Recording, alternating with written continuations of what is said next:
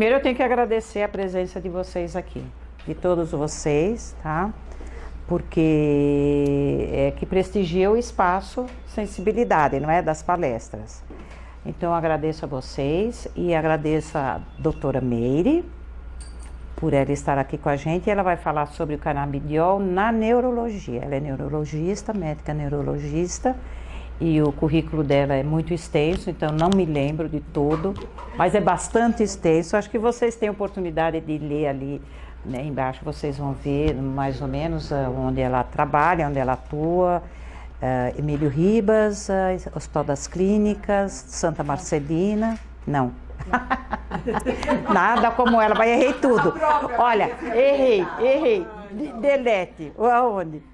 Bem, me formei em Santos, né, na antiga FICEMES, fiz residência na Escola Paulista, né, na Unesp, e pós-graduação também lá na Unesp. Daí eu fui para o Santa Marcelina, de Itaquera, que a gente faz a parte da epilepsia no hospital, no Emílio Ribas, que eu faço a parte de neurofisiologia, e no Cândido Fontoura, que eu faço a parte de epilepsia nas crianças.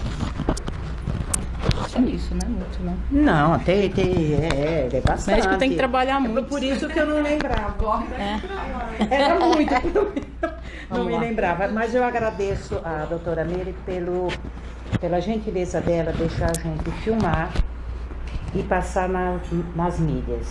Então nós vamos pôr depois no YouTube e no Instagram. Aí eu envio para vocês na época o link, tá? Para vocês entrarem em contato, para rever ou passar para alguém, caso interesse, não é? Então agora a doutora Meire vai falar. Não, Meire. Meire, Bem, primeiro só passar para vocês porque eu sugeri para a Azul esse tema, né? Porque a mídia, né? A gente vive de mídia, né? Então, teve umas 2, 3 semanas atrás, a Bandeirantes passou uma semana inteira falando do canabidiol, que é o remédio do futuro, que é a solução para a epilepsia, né?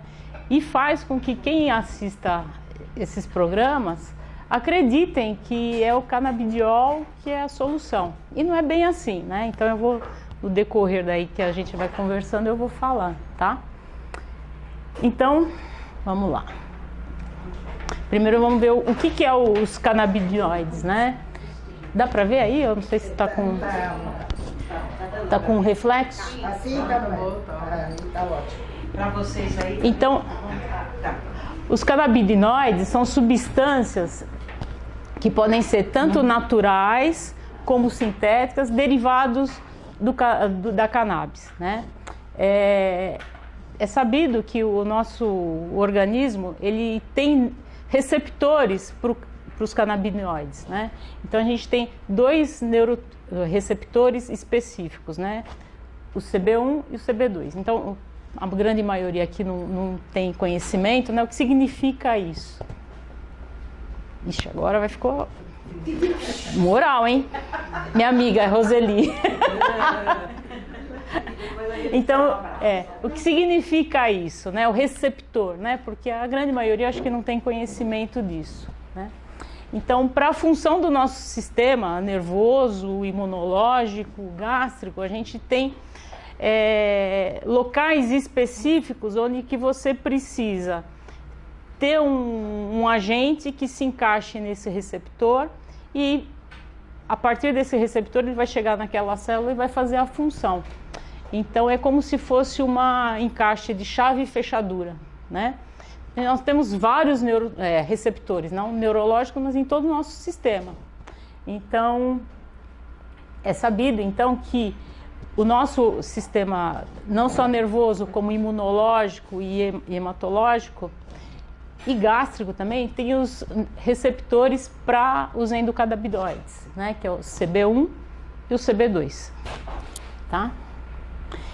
Então, isso quer dizer o quê? Que nosso organismo ele já produz substâncias que são derivados, né? São os endocannabinoides. Então, nós produzimos, teoricamente, os canabinoides. Além disso, nós temos, então, os fitocannabinoides, né? O que seria isso? São os derivados, que as substâncias derivadas da cannabis.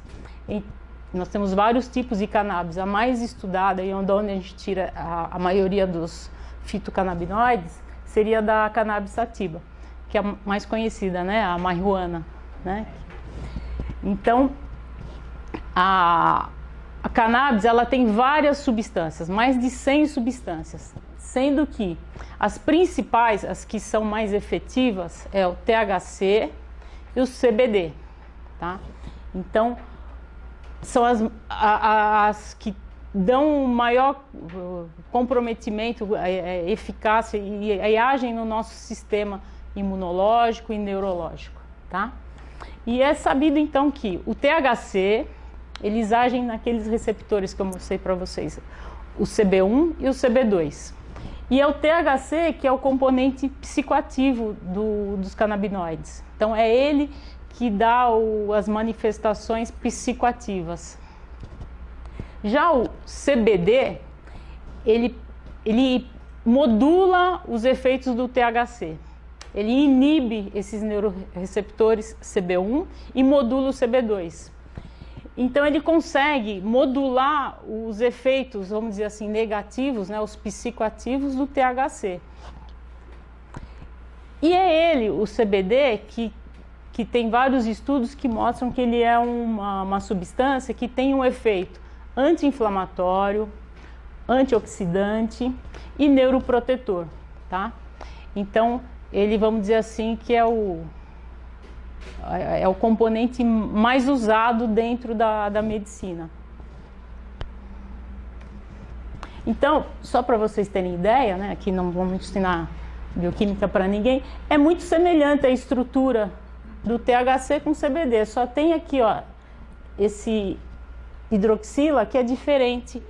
Então eles são muito semelhantes, mas eles têm efeitos muito antagônicos. Tá? Então aí vamos pensar, né? Então nós sabemos que tem então os derivados da cannabis, né? Os canabinoides. E tem em vários países nós já temos produtos licenciados dos canabinoides, né? Então a gente pode dividir entre os naturais, que são aqueles que são extraídos da planta, né, da cannabis, a sativa, que é a mais usada, e os sintéticos, né? Então quais são os que já são licenciados pelas agências regulatórias? Que no caso seria o FDA dos Estados Unidos e o EMA da Europa, né? Que são as agências mais conceituadas e que são aceitas na grande parte, né, no mundo, tá? O quê? Essa licença de... Então, nós temos o nosso centro regulatório é a Anvisa. A Anvisa já liberou desde 2019 alguns derivados que eu vou falar, tá? Que são os canabinoides, tá? Então, quais são os aprovados, os licenciados? A gente tem o Sativex ou Nabiximol, que é a combinação de THC com CBD, tá? E ele já é liberado para tratamento das espasticidades numa doença específica dentro da neurologia que é chamada esclerose múltipla, que eu vou falar mais para frente e explicar mais ou menos, tá? O Epidiolex, que é o CBD, que ele também já é liberado por essas agências regulatórias para uso específico nas epilepsias, que eu também vou falar mais para frente, tá? E o sintético, que é o THC, que é o Nabilone ou Dronabinol, que também já é liberado para usar em alguns pacientes, principalmente pacientes com neoplasia ou pacientes com HIV, para estimulante do apetite e o antiemético, tá? Então, esses são os produtos licenciados no quais, para licenciar um produto, que eu também vou falar mais para frente, a gente tem que comprovar a eficácia, comprovar os bons métodos de fabricação, né? Então, eles vão nas indústrias farmacêuticas, veem que aquele produto foi submetido às boas práticas, o que tem naquele medicação, qual é a substância específica e assim por diante. E já esses produtos aqui, que são os extraídos da planta, que são os óleos, ou então as tinturas, né, dos canabinoides, são liberados também para o comércio, mas é algo que dentro da medicina a gente acaba não usando, pelo menos o meu ponto de vista. Por quê? Porque eu não sei exatamente o que eu estou dando para o paciente, qual a concentração de tal remédio, como foi feito, né? Muitas vezes a gente tem um grupo aí no Nordeste de associação que foi feito para epilepsia, que faz em casa alguma coisa que você não sabe o que você está dando para o paciente. Mas é óbvio que tem colegas que usam e estão no direito deles, tá? Então, como é que faz, né? Então, só para a gente ter uma ideia, porque a grande maioria aqui não tem uma experiência, né? Como que é um estudo clínico, né? Então, todo produto, né, uma medicação, primeiro ela é feita um estudo pré-clínico, né? Onde é feito em experiência animal e assim por diante, para ver o mecanismo de ação. E aí ela já entra numa fase que a gente já faz estudo clínico, que é o quê? Estudo realizado em voluntários humanos. Tá? E um estudo clínico, ele tem várias fases, né? A primeira fase, onde a gente pega um grupo muito pequeno de indivíduos saudáveis, que a gente vai ver a tolerabilidade, a segurança daquela medicação. A partir do momento que você consegue ver que aquele produto tem essa razoável segurança, você vai já para uma fase mais adiantada, que seria uma fase 2. E a principal fase do estudo clínico é essa daqui, que é a fase 3. O que significa isso, né? É quando a gente já vai fazer um estudo populacional. A gente vai pegar, dependendo da doença que você está tentando ver, aquela substância, você vai calcular. Então, por exemplo, se é uma doença, um acometimento que pega muitas pessoas, então nesse estudo clínico você vai pegar um N, né, um número maior de pessoas, né? Quando é uma doença que não é muito, a incidência é muito baixa, o seu N, né, o seu grupo vai ser menor, né? Então, nosso grande exemplo aqui, né, todo mundo já passou a Covid, né? Que a gente tinha uma população enorme, então o N, né, o número de pesquisa foi muito grande. Quando você já pega uma doença, por exemplo, uma distrofia muscular, que é 0,01% da população, então às vezes o N é muito baixo, tá? Mas então... Desculpa, só um segundo, estou pensando, no país que faz isso, o resultado pode ser também aprovado pelos demais países? Tem outra coisa também. Tem que fazer não, geralmente os estudos são multicêntricos. Por quê? Eu te dou um exemplo. Na Finlândia, você consegue fazer um estudo populacional de todos os finlandeses. Por quê? Porque é um país pequeno, com uma população restrita, uma saúde excelente. Então, os estudos lá são bem desenhados. Só que o finlandês tem a genética diferente de um africano, né? Por exemplo. Então, são coisas que pesam muito isso também, os estudos. Por isso que, como eu vou falar mais para frente, vocês têm os estudos de meta-análise. Então, o autor vai pegar o quê? Vai pegar vários estudos randomizados, vai ver quais são os critérios de inclusão, critérios de exclusão, qual que é a população estudada, se tem população idosa, se população... Então, de fato, o ideal é você pegar, então, estudos que você foi feito em várias partes do mundo, que é diferente, com certeza. Tá? Então, como que é o estudo randomizado? Eu pego, então, vou pegar essa população que tem... Vou falar meu caso, que é epilepsia, tá? Então, eu vou definir que a população em estudo vai ter que ter epilepsia, vai ter que ter X crises dos últimos 2 meses. Então, ele preencheu todos esses critérios que a gente chama de inclusão e exclusão. Não tinha nenhuma doença psiquiátrica grave, não tinha nenhuma neoplasia. Então, ele foi incluso. Então, ele foi o screening dele, então ele vai ser randomizado no estudo. Existe o estudo randomizado cego e o duplo cego. O cego é o seguinte, eu vou dar a medicação para o paciente, ele não vai saber se está tomando a medicação ou se está tomando uma outra medicação que a gente chama de placebo. Tá?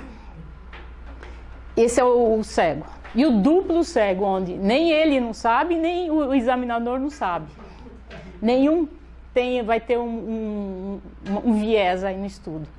Passado o X tempo que você vai fazer o estudo, 2, 3 semanas, um mês, é aberto o estudo. E aí você abre o estudo.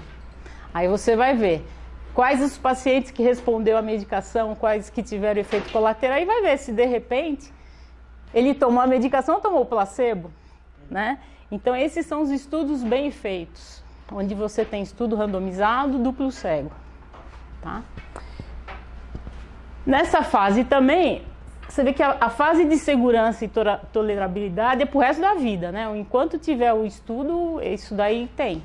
Por quê? Porque às vezes você faz dessa fase 3, você viu que tem uma boa eficácia, você conseguiu definir qual a dose da medicação, se foi X ou 2X ou 3X que foi eficaz e foi bem tolerada, né? Aí é liberado. Então é nessa fase que a maioria das agências regulatórias vai liberar a medicação. Só que quando você põe na vida real, porque quando você põe no estudo, você tem muito critério de exclusão, né? O paciente, de repente, não pode estar grávido, não pode ter uma neoplasia, só quando você põe na população, você não vai ter isso, né? Então, conforme você vai aumentando os expostos, aí você vai ver a vida real da medicação, tá? Tem muitas medicações que são aprovadas, depois de 2 ou 3 anos, elas são retiradas, porque você viu que teve muito efeito colateral, não foi eficaz. Tá? Então, basicamente, o estudo clínico é isso. Então, você fez o estudo clínico, então a gente vai definir qual é o nível de conhecimento daquela medicação, né? E aí você tem a pirâmide, né? O topo da pirâmide seria o ideal, que seria o nível de evidência A, onde que um medicamento ele teve vários estudos randomizados, teve estudo de meta-análise que pegou vários, então um estudo tinha 100 pacientes, outro tinha 200, então ele vai somando e vai vendo, isso daí é análise estatística que é bem complicado, né? Se teve eficácia ou não. Então, o topo da pirâmide, né, que é o nível A de evidência, é quando os estudos são concordantes e você viu a eficácia. Já a base da pirâmide é aquele boca a boca, né? Você viu um especialista, eu dei para o paciente, ele respondeu, né? Paciente único. Então é estudo de relato de caso, não foi randomizado. Então a base da pirâmide é o nível C, mas não é o mais evidente que você comprove que aquela medicação foi eficaz, tá? Então isso aqui é importante para a gente depois no final discutir. Então, qual que é o uso dos canabinoides na neurologia, tá? Eu não tenho prática no uso recreativo da cannabis, né? Não tenho muita prática. E eu só tenho na neurologia, tá? Tem outras especialidades que podem ser usadas, que são usadas, né? Mas dentro da neurologia, a gente tem os 5 principais doenças, né? Síndromes. Tá? Então, vamos lá. Então, primeiro seria na dor neuropática, né? O que é a dor neuropática? A dor neuropática é definida como uma alteração no sistema somatosensitivo, tá? É quando a gente tem alguma lesão na via neurológica da sensibilidade. Ela pode ser tanto ter fenômenos positivos ou negativos. Os positivos podem ser espontâneos, então, por exemplo, um paciente começa a ter formigamento na mão, no pé, então ele tem sensação incômoda de dor espontaneamente. Ou pode ser provocado, o paciente não sente nada, tocou a calça, ele sente dor, tá? Isso é chamado alodínia.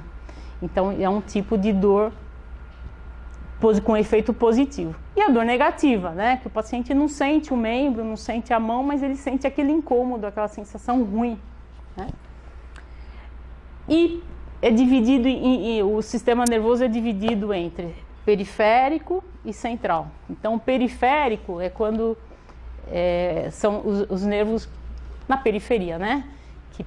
Que é da medula, antes de chegar na medula, né? que o principal exemplo de uma neuropatia periférica é do diabetes, né? Que é uma doença metabólica, né? Que é muito frequente na população, onde o paciente pode sentir essas parestesias, essas queimações e formigamento. Então, isso é uma dor periférica. E tem a dor central, onde você tem uma lesão da medula para cima, né? Então, o paciente, por exemplo, que tem um AVC, né? Na região do tálamo, que é a região da sensibilidade, ele vai ter uma sensação de dor, uma desestesia na região topográfica do cérebro que está acometido, tá? Por que é isso importante, né? A gente tentar diferenciar a dor periférica e central. Porque os estudos de meta-análise mostram que os canabinoides, em particular o Naproxen e o Sativex, que é aquele que tem tanto THC com CDB, eles tiveram uma resposta na neuropatia periférica. Ah, então se o paciente tem neuropatia periférica, eu vou dar o Sativex, ele vai sumir com dor? Não. Nenhum estudo faz isso. O estudo quem faz é a indústria farmacêutica, ele faz uma vertente. Então a gente tem escalas de dor. Então tem um questionário que você vai pontuando. Então os estudos mostram que o paciente que tem dor, ele tem 30% de melhora na sua dor. Tá? Então ele é usado, mas não é a medicação. A gente chama droga, né? Mas é medicação, é tudo igual. É uma medicação de terceira linha para tratamento de dor. Então o paciente que tem dor, ele vai primeiro tratar com uma medicação de primeira linha, tá?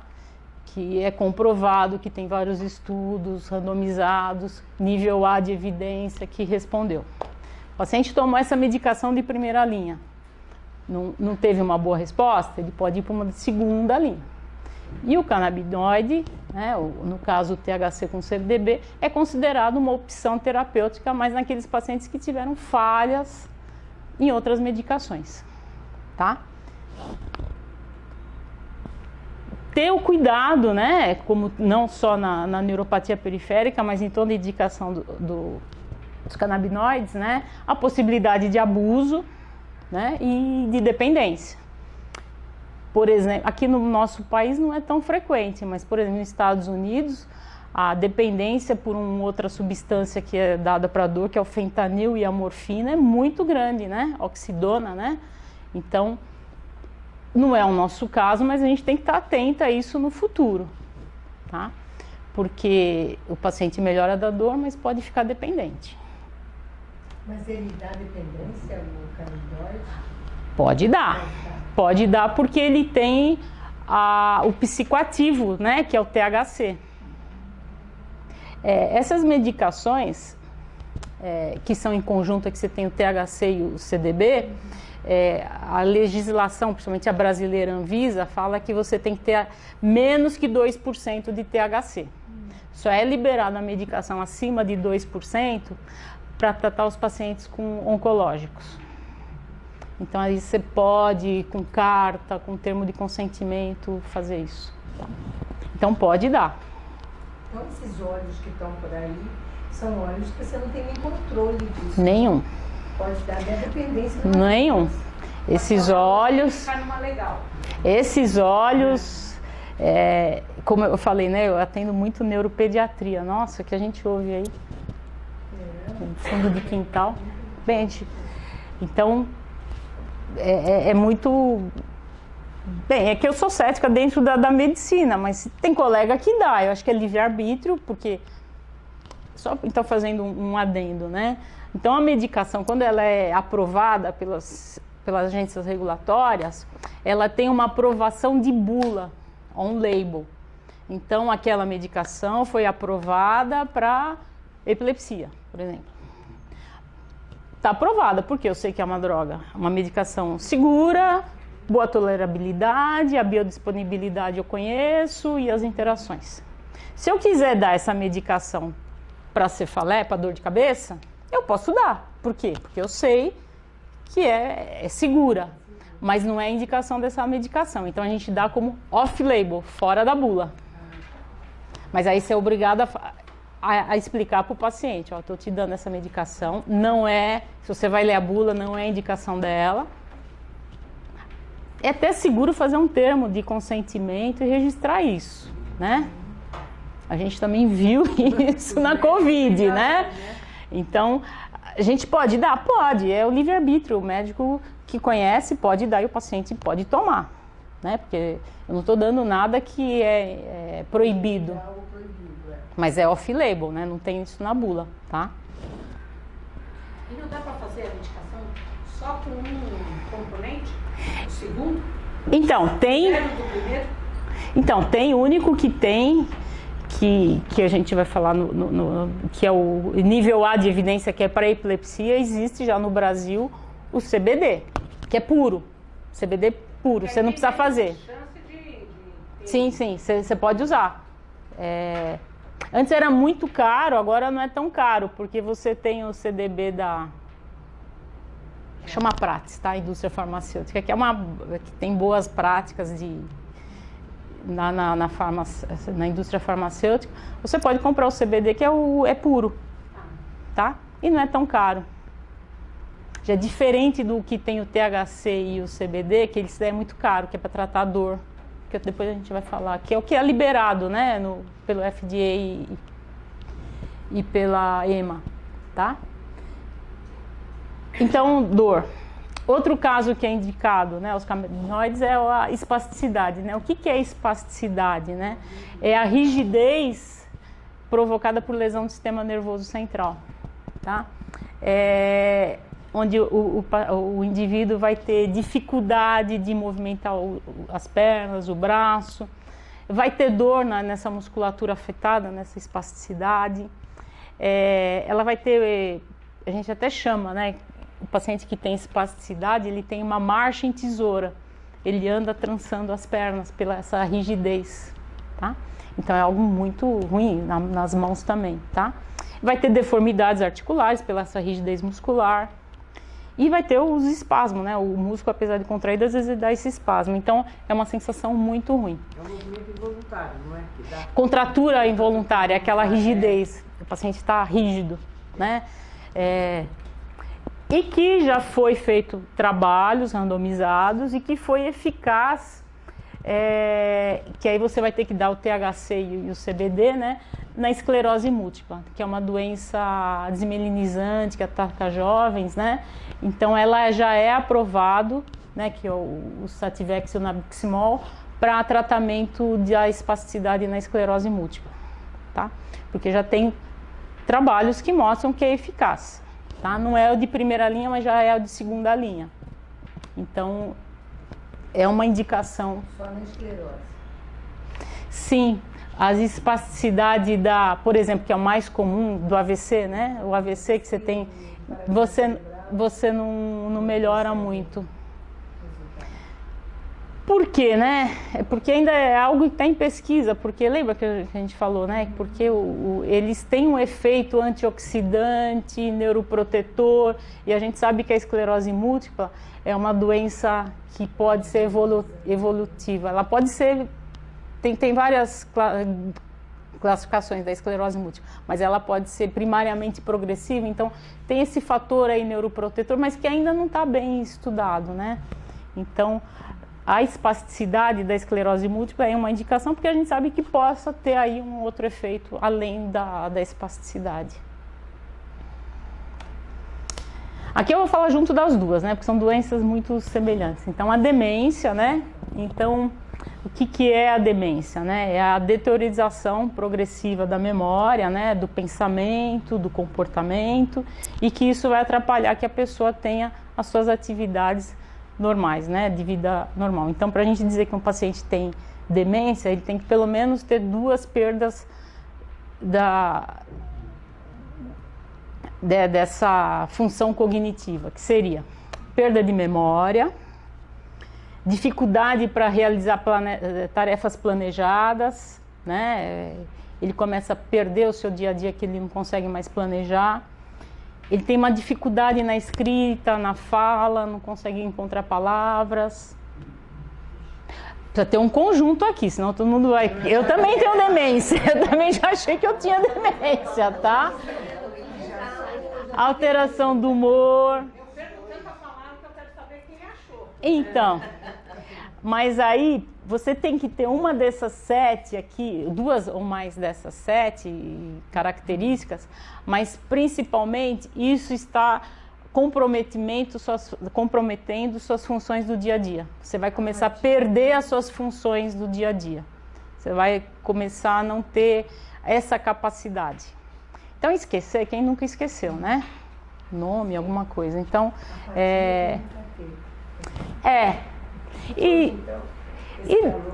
E é algo que, assim, com o passar do tempo, porque, assim, só um parênteses também de novo, né?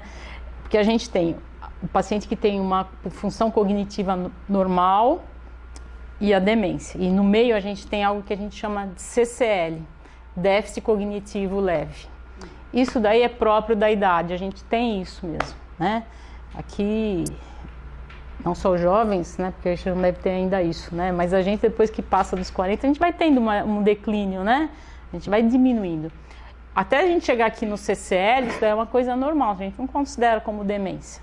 É que o CCL, a gente sabe que 30% do CCL vai evoluir para demência, os outros 30% não, ou 70% não. Mas aí tá? a gente consegue, de alguma maneira, com essa deficiência que a gente vai tendo com a idade, arranjar maneiras de contornar e resolver. Com certeza. É isso que você está falando, você consegue fazer as coisas. Com certeza, e você consegue perceber e você tem como melhorar isso, né? Fazer exercícios cognitivos, exercícios físicos, controlar doenças que levam a isso, né? Como diabetes, hipertensão, dislipidemia, né? Então você consegue isso, tá? E o Parkinson, né? Que o Parkinson também é uma doença neurológica também bastante frequente também. É uma doença degenerativa no qual a gente tem uma perda da função do sistema dopaminérgico, né? Que tem também algumas causas específicas, tá? E no Parkinson a gente tem os 4 pilares do Parkinson motores. Que é aí, a partir daí que a gente faz o diagnóstico de Parkinson, né? Que é o tremor de repouso, o paciente repouso treme, rigidez, que a rigidez ele tem uma dificuldade no movimento, ele é lento, né? Bradicinesia, então ele tem uma lentificação do movimento, ele vai fazer tudo devagar, e desequilíbrio. Esses são os 4 sintomas motores do Parkinson. Quando a gente tem 2 ou mais desses, você pode fechar como um quadro de Parkinson. Essa rigidez é particular, a gente tem que dizer rigidez plástica, tá? Bem, mas também o neurologista vai saber disso. Só que antes de chegar nesses sintomas motores, o paciente só tem Parkinson quando chega nesses sintomas motores? Não. Ele, muito tempo antes disso, ele já tinha Parkinson. A gente sabe que tem a classificação de Braak que fala que até 7 anos antes de começar esses sintomas motores, o paciente já tinha alguns sintomas não motores. Que são... Não. Eu vou falar, mas ninguém vai sair daqui falando que tem Parkinson, hein? Pelo amor de Deus. Senão vai ter que... O principal, um dos primeiros a perder é perda a gente chama de anosmia, perda da sensibilidade olfativa. Obstipação. Então, alteração da função intestinal. Sono, distúrbio do sono REM, porque é uma doença que começa primeiro no sistema do tronco e vai subindo, né? Então aí você já tem aqueles depósitos, né, do corpúsculo de Levy. Então, o Parkinson, né? Então, por que eu falei isso, né? Porque os canabinoides, né, eles têm vários trabalhos que são usados, né, tanto na demência, né, do tipo Alzheimer, que é a mais comum, como no Parkinson. Não tem nenhum trabalho que mostre eficácia, tá? Mas eles têm, eu acho que no futuro eles têm aí um papel importante. Por quê? Porque a gente sabe que eles podem ser neuroprotetores, antioxidantes e anti-inflamatórios, que são o que leva ao Parkinson e à demência de Alzheimer, tá? Então, eu acho que no futuro vai ter, mas agora, no momento, tem algum trabalho usado? Não, não tem nenhuma indicação, apesar de a gente entra na internet, cura o Parkinson para o DA, não tem nenhum trabalho. Ele só é usado para controle dos efeitos do quadro psicótico desses pacientes tem. Então, em alucinação, agitação, eles podem ter esse efeito benéfico, tá? Mas para controle, porque como eu falei, né? Quando a gente vai fazer o diagnóstico de Alzheimer ou Parkinson, o paciente já está com a doença. Então, o ideal o que é você fazer? Tratar antes da doença, né? Você trata antes desses sintomas com os canabinoides, tá? Então, não tem indicação. E tem como fazer esse nível A de evidência. E tem como fazer esse diagnóstico antes dele se manifestar? Não. Só tem estudos de pesquisa, né? Que você pode fazer, ver se tem depósito de proteína no Alzheimer, né? De proteína tal, beta-amiloide, que aí você faz o SPECT, o PED, mas não tem ainda.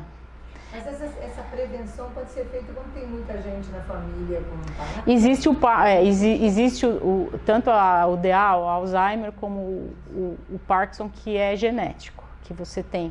Aí você tem como você fazer o screening genético, que é muito discutido, né? Dizer assim, ó, você vai ter, né? O que você vai fazer com isso? O que você vai fazer com isso? É muito, do ponto de vista ético, e é muito complicado, né? Porque se você não vai conseguir tratar, né? Você não vai ter nenhum.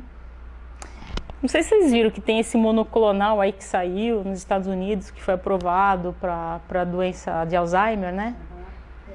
Então, esse monoclonal, eu nem sei o nome que é, um NAB da vida aí, ele diminui esses depósitos, mas ele teve, que a imprensa também não fala, né? Muito efeito colateral, porque ele teve hemorragia, teve edema cerebral, né? E então ainda também não tem. Você não escapa. Não, isso é. E nem do. Ou seja, aproveitar enquanto tem saúde.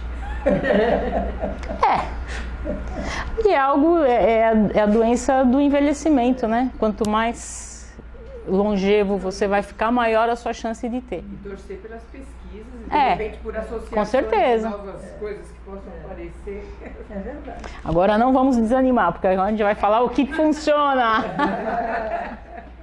Epilepsia, né? Então, o que é epilepsia? Vamos definir primeiro a epilepsia. Epilepsia é quando o paciente tem 2 ou mais crises epiléticas num período maior que 24 horas. Então, se hoje alguém tiver 10 crises hoje e nunca mais na vida tiver crise, ele não tem epilepsia. Ele teve crise única. Então, o paciente só pode ser definido que ele tem epilepsia quando ele tem 2 ou mais. Tem que ser recidiva. Ou, que é a nova classificação, se ele tiver uma única crise, mas ele tiver alguma alteração que possa predispor, como, por exemplo, uma lesão no cérebro, ou se ele tiver um eletroencéfalo que mostre atividade epileptiforme, aí você pode até dizer. Mas a grande maioria não tem, né? Então, é isso. Então, o paciente teve 2 mais 1, ele tem epilepsia. E tem várias causas, genéticas, infecciosas, tumorais, tá? Quer dizer que se a pessoa, pelo que eu estou entendendo aí, se a pessoa tiver uma crise hoje, tiver uma daqui um mês, não é considerada epilepsia? Aí é. Aí é que você botou um período maior. Maior de 24 horas. Porque às vezes você fala, tive 10 crises hoje. E outra coisa, não pode ser provocado. Sim, claro. Se você tiver uma crise hoje porque você está 2 dias sem comer, então você está em hipoglicemia, você vai ter uma crise daqui a um mês, porque também ficou 5 dias sem comer, hipoglicemia, aí não é epilepsia, é uma crise sintomática pela hipoglicemia, né? Então, os estudos que aprovam o CBD, aí no caso é o CBD, tá? É o canabidiol, não sem o THC. Eles mostraram, esses estudos meta-análise, que foi uma medicação eficaz por 2 síndromes específicas de epilepsia, que é o Dravet e o Lennox-Gastaut, que são duas. Essa epilepsia é do grande mal e é do pequeno mal.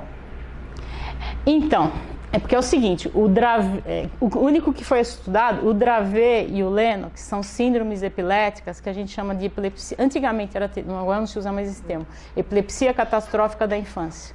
São crianças que têm muitas crises, toma medicação de primeira, segunda linha e continua tendo crise e vão evoluir com encefalopatia. Então, o CBD foi comprovado que ele tem um efeito adjuvante para o tratamento dessas epilepsias. Vai curar? Não vai curar, não. Porque assim, como eu falei, na epilepsia, para fazer um estudo clínico, o paciente ele é considerado como uma boa resposta quando ele teve uma resposta quando ele tem menos de 50% do número de crises. Então, um exemplo, o paciente, a criança tinha 10 crises hoje, no dia, se ele passa a ter 5 crises, eu falo, nossa, excelente, é um excelente remédio. E não é, né? Mas para um estudo clínico ele é considerado como uma boa resposta. E para a criança também, porque teve menos, né? Teve menos. Então, para esses dois tipos de epilepsia... Não, obrigada. Outros tipos de epilepsia, como o pequeno mal, que seria a ausência, né? Você tem remédios, medicações que já são nível A de evidência, que sabe que vai tratar e que não é exposta. Não. Então, ele só é usado, é o topo da pirâmide para essas duas síndromes. Mas eu não posso, um outro paciente que está tratando, não tem Leno, se ele tem um AVC que está tendo muita crise, eu já dei 2, 3 medicações, continua tendo crise, não posso usar o canabidiol? Pode, é off-label, né? Fora da bula. É uma tentativa, infelizmente medicina acaba sendo isso, né? O futuro vai ser genético, você vai fazer e vai saber. Também, né? Às vezes não responde. Exatamente. Mas o que acontece? Por isso que eu trouxe aqui. Porque você ouve aqui esses repórteres, né? Falando assim, olha, chegou a cura da epilepsia, então tem que tomar o CBD. Então eu já tive paciente que está sem crise, tomando uma simples dose lá da carbamazepina, está sem crise há 2 anos. Chega assim, mas doutor, eu quero tomar o CBD. Mas para quê? Você está sem crise? Não, mas é porque é minha cura. Eu falei, mas você está sem crise, não tem indicação. Mas tem isso, né? Então é importante, às vezes a gente não ser iludido, né? Tá? Então, para outros tipos não tem. A medicina tem tendência a dar mais rapidamente o canabidiol aí do que os remédios tradicionais? Não. Como é que está evoluindo? Assim, para você dar uma medicação, então você tem que ter isso aqui, ó. Você tem que ser o topo da pirâmide. Eu vou dar uma medicação quando eu sei que você teve estudos que comprovou que não tem efeito colateral e qual que ele tomando aquele medicação junto com o seu remédio para hipertensão, né? Porque isso é importante, por quê? Porque toda medicação, você tem interação medicamentosa.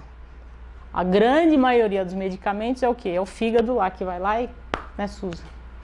Que vai lá e acaba, que degrada, né, metaboliza. Então, a grande maioria. Então, você tem um remédio que é metabolizado para o fígado, outro também, você vai ter interferência. Então, usar o CBD agora, o canabidiol, o canabinoides, atualmente, eu acho que você tem que ter muito critério. Porque não tem esses estudos, eu acho que acaba sendo uma medicação... na agonia, né? Você não o paciente está com dor, já tomou a sua pregabalina, já tomou sua carbamazepina, já tomou tudo. Vamos para o canabidioide, né? Porque pode ser que resolva. Mas tem que ser uma coisa sincera, né? Você tem que falar para o paciente, ó, é um recurso, pode dar como não pode dar. Então não é porque infelizmente a mídia coloca, né, e tem colegas também, né, que falam, não, é a saída, vai ser, e não é, né, pode até ser para aquele paciente em especial, que aí você vai estar aqui, ó, é o seu caso clínico, o seu caso clínico respondeu, legal, que bom, você tem boa experiência, respondeu, né, mas não é que a literatura mostra. Então primeiro a gente sempre usa aquilo que está consagrado na literatura médica. Depois você vai usar. Tem usado muito esses óleos para os autistas, né? Eu vejo assim... Ele entra aqui, ó, nessa fase amarela, que você tem alguns tryons. Assim, eu não tenho muita experiência na parte da psiquiatria, né? Mas é uma das indicações que eu acho que é promissora nos pacientes com TEA, com autismo.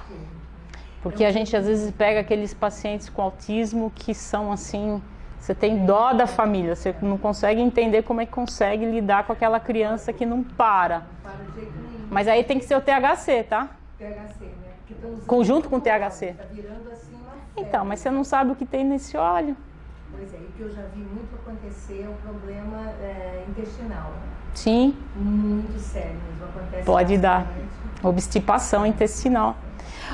Porque aquele receptor lá, a gente tem em tudo, a gente tem vários receptores. Tem receptor da serotonina, tem receptor que... E da serotonina a gente tem mais de 10 receptores, HT1A, HT2B, e tem muito. Então, não é aquela chavinha só para aquela fechadura, não. É uma chave que serve para várias fechaduras, então você vai ter muito efeito. Mas é. Na gastro, a gente usava uma medicação que era para tirar gordura no fígado. Eu esqueci o nome. E era ele agia justamente nos receptores cabaminoides, né? Do fígado, do intestino. E o paciente comia menos, mas também ele tinha um mecanismo que ele eliminava a gordura no fígado. E era uma beleza. Só que foi tirado do mercado depois de 2 anos porque tinha muitos casos de suicídio. Sim. Então tem medicação que ela é aprovada E depois já retirar. tá no mercado, já está consagrada e aí você é obrigado a tirar porque você, com o tempo, você vê lá atrás. Quer dizer, então o cabaminoide já é estudado há muitos anos. Muitos. Então, isso é uma coisa que foi estudada na gastro há 20 anos atrás. Porque o CB1 e CB2, acho que foi em 79 que já foram vistos. Que você tinha aqueles receptores específicos, né? E mesmo para induzir, assim, os pacientes que estão com câncer e estão anoréticos, a gente usava muito. Então, você vê que... Já há uns 30 anos atrás a oncologia já usa. Então, não é uma coisa tão inovadora, não, né? Desde a época do Carliner. Porque o que é o liberado, porque assim, a Anvisa libera até 0,2%. Quando você tem para câncer e para HIV, né, que são pacientes que têm muito vômito e anorexia, é liberado até uma concentração maior, tá? Então de fato não é algo novo. É novo na imprensa, né, E veio esse caso aí na epilepsia, que aí foi o boom dentro da neurologia. Mas eu acho que vai ter, no futuro, vai ter canabidiol para todo mundo. Acho que teve muita parte, porque também desse efeito, né? Aí quem usa para recreação fala, tá vendo, ó? Tá vendo, ó? Mas cada um... Tem paciente que chega no consultório e fala assim, eu uso... canabidiol, mas é terapêutico. Eu sou muito ansioso, então eu uso. Você usa maconha. Fuma. A minha ansiedade, quer dizer, ele auto-se-trata. Exatamente, E às vezes você quer uma desculpa, né? Mas que é vendido assim, livremente? Para que serve isso aí? Você não tem nada, mas você vai lá e compra. Mas não tem isso. Você já tem lojas no Rio de Não Janeiro? tem. Tem umas 4, 5 lojas já. 6 Na Europa tem venda. é o óleo, mas você não... É o olhinho. Aqui no Brasil, a Anvisa regulariza, o tratamento foi liberado, então até mesmo para o SUS parece que vai sair o CBD para epilepsia, tá? Outros casos você pode usar ou importar, mas você tem que fazer, se você for importar, principalmente. Esses óleos ninguém regulariza, né? Aí você pode vender em qualquer barraquinha. Mas se você for importar, por exemplo, o Sativex, né? Que é usado na dor neuropática, você tem que fazer uma carta, o médico tem que fazer uma carta para a Anvisa dizendo o que o paciente tem. Ele tem que assinar um termo de livre consentimento de uso, TCLLL, né? E aí você importa. Se você for ver na lei, né?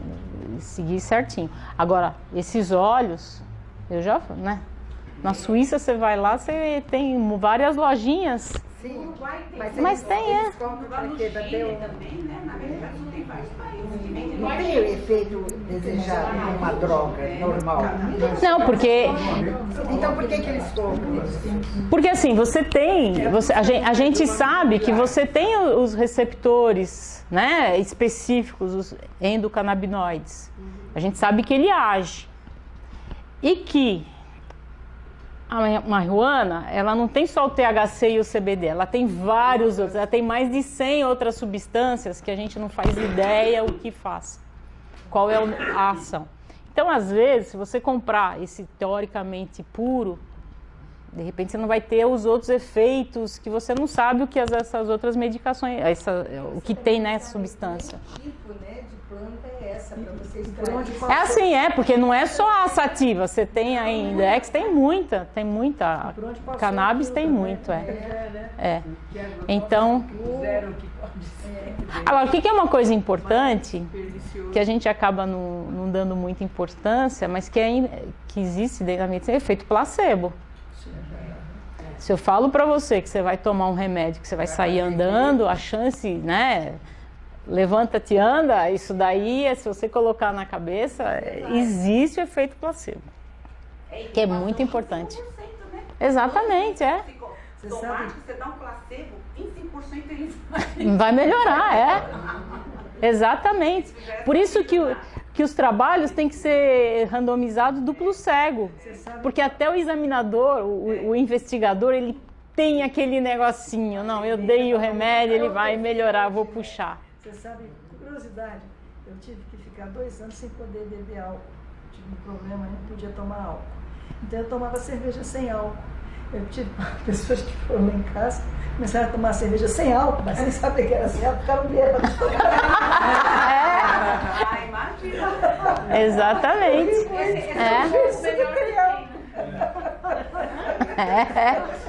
A mente Esse é o povo que passa no bafômetro. Exatamente. E uma coisa que eu também que eu fiquei de falar para vocês também é para a gente também diferenciar o que é um fitofármaco.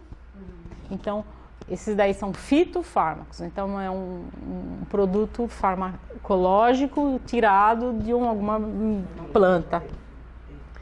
E existe o fitoterápico, que não tem nada a ver com fitofármaco. O fitofármaco foi aquele que foi estudado, foi visto, que tem, E o fitoterápico, o que é? Nada mais é que você pegar uma planta e fazer um chá, macerar.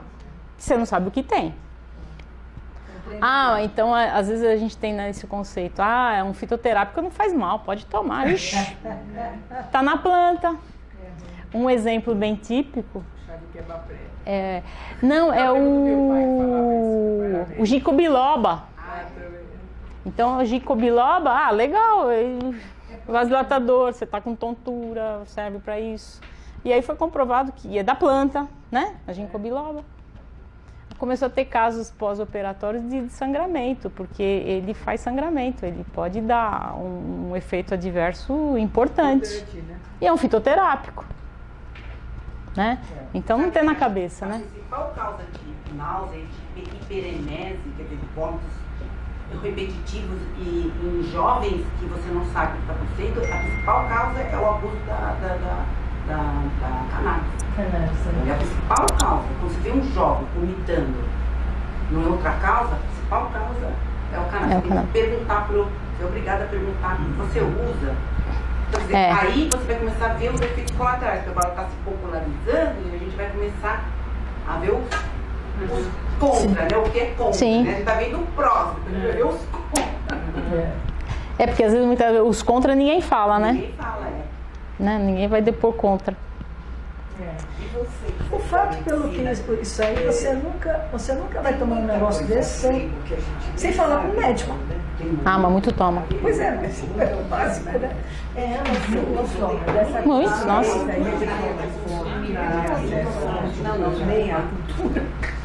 Vai que vai, ouviu falar, né? E agora, eu também não sei, Suza, para hepatotoxicidade, porque o cannabis ele é um óleo, né? Você vai aumentar, não sei se também não tem esse efeito aí hepatotóxico do... Porque você passa o óleo ou você ingere? Ingere? É spray, porque são gotinhas, porque ele é... Vai aparecer, né? É, porque ele é lipossolúvel, né? Então ele tem que ser o óleo. Por isso que é o óleo do cannabis, não pode ser qualquer um. Eu tenho visto Ou então muita spray. criança com problema gástrico, muito autista com problema gástrico por conta desse óleo. Porque tá assim, né? Tá entregue, né? É, porque dá náusea, dá constipação, provavelmente deve ter alguma coisa no fígado também. São vários efeitos colaterais, né? Que os pais não são alertados, como você falou. Eles são num alerta. Só fala que vai dar certo, né? Sim. Porque somente em criança, né, que tem essas epilepsias catastróficas, né, é o que vai curar a criança. E não. Então é isso. Aqui é só o que a própria bula esse da Mantecop, que tem o canabidiol, ele fala, né, que você tem que ter cuidado, que pode ser uma droga, uma medicação que pode causar dependência, que ela não deve ser a primeira linha de escolha para nenhum tratamento. Por enquanto, né? No futuro, a Deus pertence. É isso.